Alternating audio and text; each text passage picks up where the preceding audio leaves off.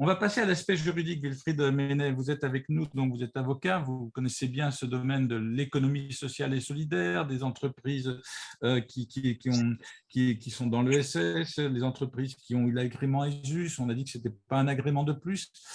Quand on arrive avec cette loi PACTE, qu'est-ce qu'elle change, qu'est-ce qu'elle transforme dans la façon d'être? Pas simplement un article, je suppose, des statuts. Déjà, je voulais préciser, Christian, que je suis avocat au Luxembourg, pas en Allemagne, sauf si entre Ah, pardon. hier, l'Allemagne a annexé à nouveau le Luxembourg, ce qui est arrivé à plusieurs reprises. Je n'ai pas eu ça comme news ce matin, donc voilà, je suis juste pour préciser, pour pas faire croire que ce que je ne suis pas. Donc sur cette loi Pacte, alors c'est vrai que c'est pas une révolution, si c'est quand même une avancée importante, mais c'est le fruit d'une longue évolution de l'appréhension des sociétés commerciales. Les sociétés commerciales, jusqu'à il y a peu de temps, elles étaient là pour faire du profit et de partager le profit entre les actionnaires. Elles étaient lucratives au sens juridique du terme, ce qui les distinguait d'une autre forme de structure, les structures de l'économie sociale et solidaire, qui elles sont à but non lucratif, c'est-à-dire qu'elles peuvent faire des profits, mais l'objectif, c'est pas de le partager, c'est de réinvestir les profits, les excédents, on dit même pas bénéfices, dans le projet associatif, coopératif ou autre, et donc il n'y a pas cette notion de partage de bénéfices. Donc là, il y a une évolution, et là maintenant, cette évolution, c'est de tenir compte déjà des enjeux environnementaux de l'entreprise. Ça, c'est, je dirais même la base, hein, c'est dans la définition même de la société commerciale, ce qui est quand même une avancée importante et qui correspond aussi à ce besoin de l'entreprise d'être en raccord avec les enjeux de notre société, et même pas de notre société, de notre monde au sens large du terme. Et puis, il y a la possibilité d'aller un peu plus loin avec la raison d'être, et puis d'aller encore un peu plus loin avec l'entreprise à mission. Tout ça, ce sont des facultés qui sont offertes aux entreprises. Il n'y a aucune obligation pour le moment. Et voilà, donc ça, c'est une avancée parce que ça permet vraiment d'inscrire dans les statuts une raison d'être et ou des missions que l'entreprise va se donner avec des moyens qu'elle devra mettre à l'épreuve pour atteindre ces missions, avec un contrôle aussi de ces missions. Donc, on voit qu'il y a quelque chose qui a été mis en place pour que contractuellement, dans les statuts, l'entreprise fasse évoluer sa façon d'être, sa façon d'évoluer, sa façon d'envisager ses relations avec son environnement, ses environnements. Et c'est en ça que cette loi Pacte est assez intéressante. Mais on le voit aussi, hein, parce que je fais juste un petit bémol tout de suite, il y a eu un rapport qui a été rendu récemment au ministre de l'économie et des finances et à la secrétaire d'État à l'économie sociale et responsable, le rapport Rocher.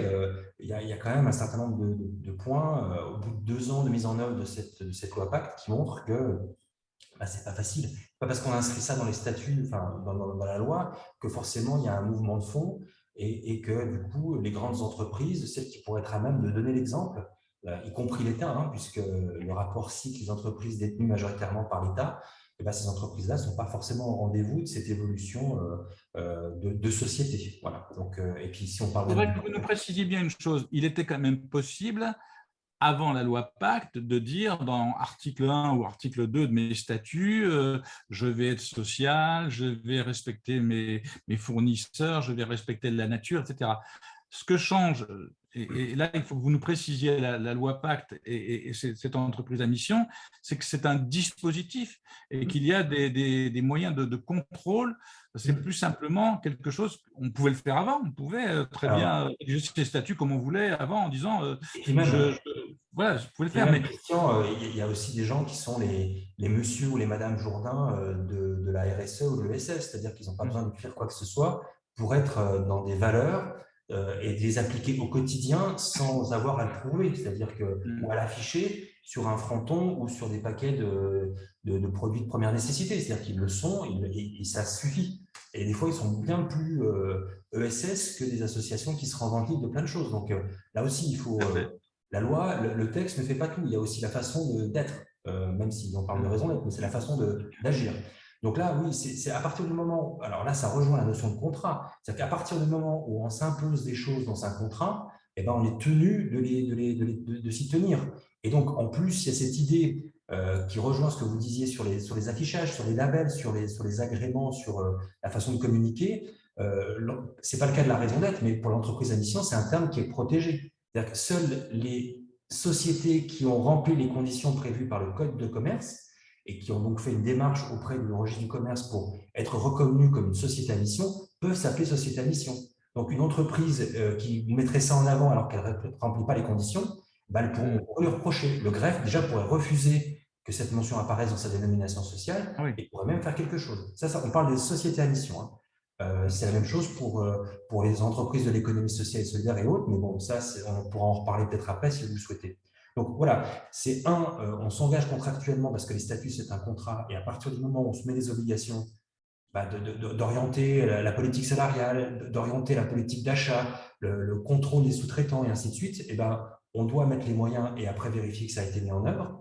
Et là, il y a des organismes qui sont mis en place en interne et en externe, notamment les organismes tiers indépendants qui vont rendre des rapports, déposer ces rapports. En fait, voilà, c'est cette idée que si on veut mettre en avant quelque chose, eh ben, on doit s'assurer que tout a bien été mis en œuvre, qu'il y ait une transparence et que du coup, ce label entreprise à mission, ben, on est en mesure de justifier qu'on peut le garder.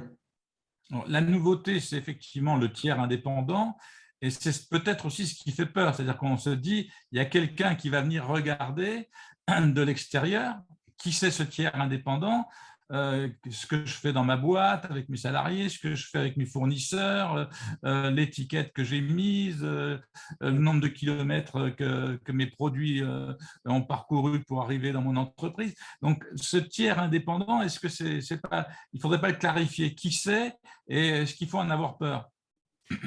Alors après, tout est question de proportion. C'est-à-dire qu'il y a beaucoup d'entreprises qui ont des démarches de certification et il y a quand même des gens qui viennent vérifier que dans l'entreprise, les critères sont bien remplis pour être certifiés à FNOR ou autre.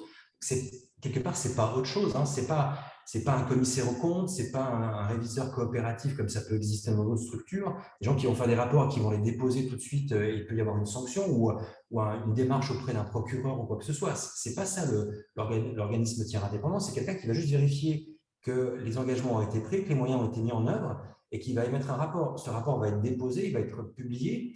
Et c'est vrai que bah, si on n'a pas été bon, bien entendu, il va y avoir une communication en interne déjà, et puis auprès du tribunal, qui pourrait être faite par rapport à ça. Oui. Mais c'est toujours la même chose, c'est-à-dire que quand on s'engage et quand on est libre de pouvoir s'engager, derrière, il y a le mot responsabilité. Donc, si on veut mettre en avant quelque chose, bah, il faut être en mesure d'assurer derrière ce qu'on a voulu mettre en avant. Mais je Mais comprends par que exemple, une entreprise comme celle d'Alexandre qui s'engage dans ce processus, ce tiers indépendant, qui ce sera, qui est-ce qui va venir vérifier la démarche de Mars at Work? c'est des organismes ou des professionnels qui peuvent être du chiffre d'ailleurs, hein. J'en ai vu certains qui ont œuvré par ce biais-là. Ils doivent être reconnus par l'État quand même, hein. Ce n'est pas n'importe qui peut s'autoproclamer organisme tiers indépendant pour les problématiques de société à mission. C'est des gens qui sont agréés par l'État et qui ont une déontologie, qui souvent sont des gens du chiffre, donc qui ont la déontologie de ces métiers-là et qui vont vérifier, et avec la confidentialité qu'il faut, bah, si les critères chiffrés ont bien été au rendez-vous. Voilà. Donc, D'accord, donc il y a il n'y a, un pas que agrément. des experts comptables ou des commissaires en compte, il y a aussi d'autres structures, des consultants qui sont allés vers cet organisme tiers indépendant, mais ce sont des professionnels et qui sont sous le contrôle quand même de l'État. C'est pas n'importe qui, quoi, qui peut D'accord. s'autoproclamer et qui va faire Il y a n'importe un quoi. aspect régalien quand même dans Ah oui, cette entreprise à mission qui est important et qui le garantit législateur est allé jusqu'au bout de la démarche. C'est-à-dire que s'il dit, voilà, il y a un terme qui est protégé, pour que ce terme soit protégé, pour vérifier que les conditions soient remplies, bah, le vérificateur, il est aussi sous la tutelle de l'État. Enfin, tout est encadré. C'est comme une reconnaissance d'utilité publique pour une fondation. Ce n'est pas juste trois lettres ou trois mots. C'est quand même quelque chose qui impose une reconnaissance auprès du grand public. Et derrière, il y a des moyens régaliens pour vérifier que tout est bien et sanctionner si les choses ne vont pas bien, quoi. Merci. Je crois qu'on y voit un peu plus clair dans cette démarche-là, parce que c'est très important, effectivement, de voir qu'il y a une plus grande fiabilité de ce dispositif.